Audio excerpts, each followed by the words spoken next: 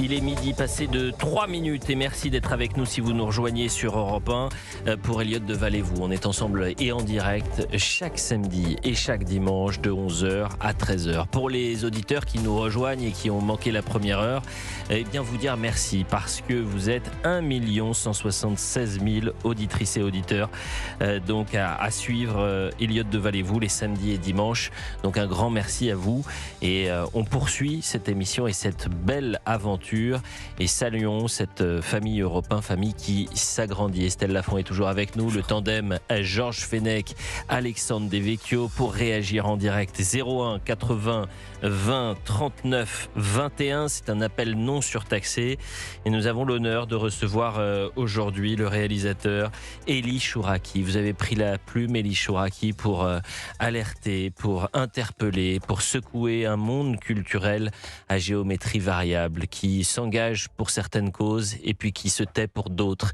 J'en veux pour preuve ce silence assourdissant du monde culturel français pour soutenir un peuple ô combien courageux qui est le peuple iranien, avec cette révolte qui dure depuis maintenant 3 semaines et cette protestation qui est étouffée par la répression. Étouffée est peut-être un mot trop faible, puisque c'est une répression par le sang et par les larmes.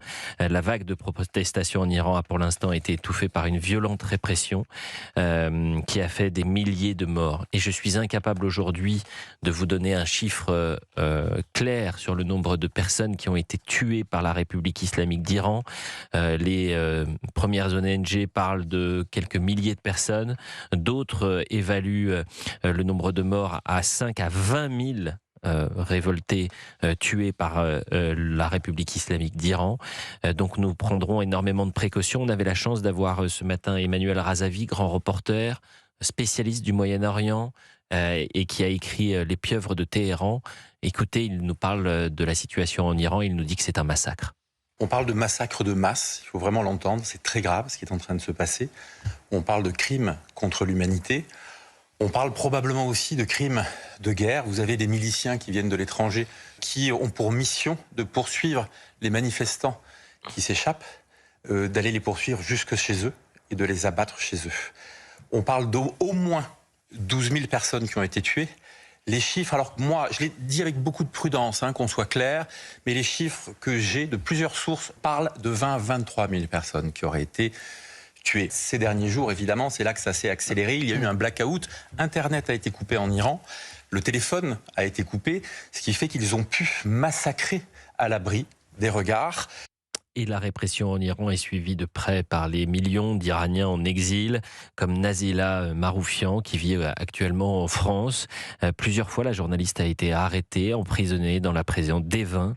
Et elle est menacée de mort par le régime. Elle a été contrainte à l'exil. Et depuis le début des manifestations, la jeune femme suit chaque jour, bien sûr, l'évolution de la situation. Elle craint pour sa famille et ses amis toujours sur place, mais elle garde espoir quant à l'issue de cette révolution. Son témoignage, eh bien, c'est Laura Legault qui l'a recueilli pour Europe 1. Écoutez. Quand je vois que mon pays, ils vont pas bien à cause de ce régime, comment je peux être bien quand ils ont été tués 12 000 personnes, quand j'ai pas même la voix de ma famille? C'est hyper difficile. Quand vous devez juste attendre, c'est pas la première fois que la République islamique a été tuée, les personnes comme ça, les manifestants comme ça. Et cette fois, vraiment, c'est différent. Que Trump, il nous aide pas, on va réussir un jour. On va avoir la liberté. J'espère que cette fois, c'est la dernière fois et on va pas perdre beaucoup de vie plus que ça. Elie Chouraqui est avec nous, réalisateur qui dénonce l'hypocrisie du monde culturel, hypocrisie également du monde politique. Et c'est pas vous qui en parlez, c'est Mona Jafarian, vous savez, l'une des représentantes de cette association Femmes Azadi, association qui a été lancée au moment du meurtre de Mahsa Amini, une jeune femme qui a été tuée parce qu'elle portait mal son voile dans les rues de Téhéran. Je vous propose d'écouter Mona Jafarian qui parle de l'hypocrisie politique de la France insoumise notamment. On a eu un silence assourdissant de LFI pendant plusieurs années sur le sujet iranien, voire même pire, puisque nous, on voyait systématiquement le drapeau de nos bourreaux, à savoir celui de Khamenei, dans toutes les manifestations de la France insoumise pro-palestinienne. On a vu les photos de Thomas Porte, se recueillir sur des tombes de terroristes. Donc, si vous voulez, aujourd'hui, nous, on a beaucoup de mal à accepter le fait que LFI se préoccupe du sort de notre peuple, sachant qu'ils ont été les meilleurs alliés de cet axe terroriste de Khamenei depuis plus de 2 ans et demi dans les rues en France. Et d'ailleurs, vous savez, le traducteur personnel de Khamenei est chargé de traduire tous les discours de la France insoumise pour pouvoir les diffuser à l'intérieur du pays. Pour vous dire à quel point la France insoumise est perçue comme un allié par le régime de Téhéran. Voilà pour la colère de Mona Jafarian qu'on salue. Et Elie Chouraqui, merci d'être dans les studios d'Europe 1. Vous me permettez de lire une partie de votre tribune publiée dans les colonnes du journal du dimanche. Vous interpellez ce monde culturel, c'est Tartuffe. Votre silence est insupportable, écrivez-vous. Ils meurent de votre silence, les fils de l'Iran, leurs enfants, leurs femmes, leurs parents meurent de votre silence. Pour Gaza, pourtant, vous êtes tous là à défiler, à crier liberté du fleuve à la mer et à signer des pétitions. Mais ce sont eux qui tuent Gaza. Ce sont eux les ayatollahs qui poussent le Hamas, le Hezbollah et les autres à tuer leur propre peuple et les peuples voisins pour imposer cette rage, cette haine islamiste, cette détestation de ce que nous sommes. Oui, de ce que nous sommes. Et vous poursuivez. Alors quoi ? Faut-il être islamiste pour avoir votre compassion ? Faut-il cracher sur l'Occident, Israël ou les États-Unis pour gagner votre sympathie, votre charité ? Les Perses, les chrétiens et les Juifs peuvent crever la gueule ouverte, assassinés, violés, émasculés parce qu'ils luttent contre l'islamisme. Pas d'intervention, dites-vous, pas d'étrangers sur le sol iranien, dites-vous, surtout pas d'Américains ou d'Israéliens, dites-vous. Quelle honte ! Et vous terminez par un point d'exclamation. Elie Chouraqui, vous dénoncez donc cet insupportable silence du monde culturel. Oui, parce que le monde culturel, comme toujours, a une grande importance. C'est lui qui est normalement, surtout dans notre culture, dans notre société, est une lumière pour la population. C'est lui qui dicte à la population souvent dans quelle direction il doit aller. Et ne nous y trompons pas, nous vivons aujourd'hui un des moments les plus importants de l'histoire de ce début du XXIe siècle.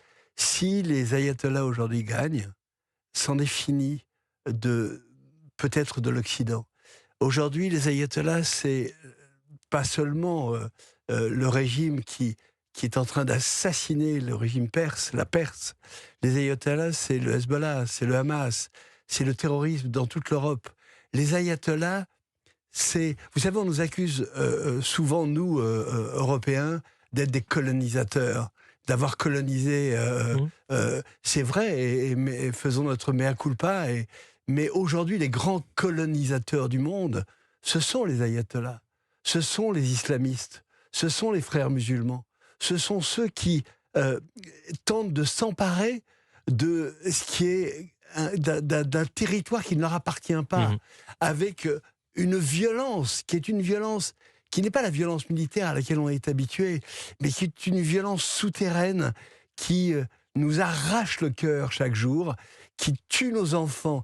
Cette violence, elle est pernicieuse, elle va dans l'éducation de nos gosses, elle va dans les associations qui sont censées défendre nos sociétés, elle est là partout et tous les jours. Mais comment expliquez-vous ce silence, Elie Chouraqui ? Comment expliquez-vous que demain, au Festival de Cannes, sur la gauche croisette, eh bien, vous n'aurez pas tous ces auteurs, les plus grands donneurs de leçons, ces comédiens, pour rendre hommage au peuple iranien qui se révolte. Pourquoi ce silence ? Parce que, vous savez,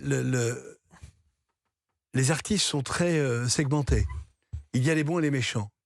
Les bons, pour eux, ce sont ceux qui sont en souffrance. Les héritiers des communistes. Les héritiers du monde ouvrier qui souffrait, qui a souffert terriblement au 19e siècle, 20e siècle. Et ces ouvriers, ces hommes de douleur ont été remplacés par le monde islamiste, par les Arabes. Par certains, pas par les musulmans qui veulent vivre une vie apaisée en France et dans tous les autres pays. Donc, ils sont extrêmement confus, ils sont dans une confusion totale et ils préfèrent se tromper que d'aller à l'inverse de leur idéologie. C'est une question d'idéologie. Et c'est contre cette idéologie-là qu'il faut lutter parce que c'est cette idéologie-là qui nous mange de l'intérieur. Et d'ailleurs, vous avez bien fait, mais mais je le savais, de préciser que ça n'est pas, vous ne faites aucunement une généralité et que vous pointez la responsabilité des plus radicaux et des islamistes et des plus. Mais bien sûr, vous avez raison. Ceux qui fuient leur pays, ceux qui ont fui l'Algérie, qui ont fui la Tunisie, qui ont fui l'Irak, qui ont fui l'Iran, sont ceux qui ne veulent surtout pas de ce régime islamique. Bien sûr. Et qui le retrouvent parfois en France avec des partis politiques comme la France Insoumise, avec des manifestants qui sont derrière Rima Hassan. Mais Elie Chouraqui, je vais vous donner un nom, Omar Youssef Souleiman, réfugié iranien, qui dit « j'ai quitté l'enfer syrien, pardonnez-moi, j'ai quitté l'enfer de la Syrie pour rejoindre le pays des droits de l'homme et aujourd'hui je suis menacé, insulté au pays des droits de l'homme parce que j'ai eu le malheur de faire une étude, une enquête et de produire un livre sur ces liens extrêmement dangereux entre des réseaux islamistes et des responsables politiques. » Voilà ce qui se passe. Mais tous, Abdou Chelmani, Reza Pahlavi, enfin pas Reza Pahlavi qui veut faire la continuité si les mollas tombent, mais je veux dire, tous ceux qui essaient de fuir ce régime se retrouvent face à une incompréhension qu'ils ont de tomber sur un monde culturel, sur un monde de gauche, sur un monde, sur un monde artistique qui devrait les soutenir, mais qui leur tourne le dos. Bien sûr. Et vous vous rendez compte ce que ça signifie? Vous avez vu cette vidéo comme moi de cet homme dans sa voiture qui arrivait en Turquie, qui avait fui l'Iran, qui sanglotait parce qu'on tuait ses parents, parce qu'on tuait ses enfants, parce qu'on tuait le monde iranien. Et il n'y a pas eu une réaction. Alors maintenant, heureusement, aujourd'hui, ça commence à bouger un petit peu. Il va y avoir quelques manifestations en France. Il va y avoir Mais où sont les grandes pétitions de nos grands artistes français? Où sont les pétitions des acteurs, des metteurs en scène? Où sont-ils? Moi, vous savez, c'est maintenant, ici, maintenant qu'il faut bouger. Il faut bouger maintenant.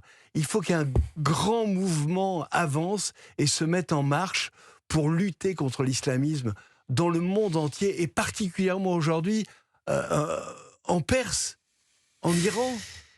C'est vrai. 12h15 sur Europe 1. Merci d'être avec nous et merci de nous avoir fait l'honneur de venir dans le studio d'Europe 1. Cher Elie Chouraqui, on continuera d'en parler. Vous restez encore quelques instants? Oui, avec ça plaisir. Vous dit une courte pause, on ira rejoindre les auditeurs. Philippe est en direct avec nous et on a hâte d'avoir aussi votre regard, chers auditeurs, sur ce silence assourdissant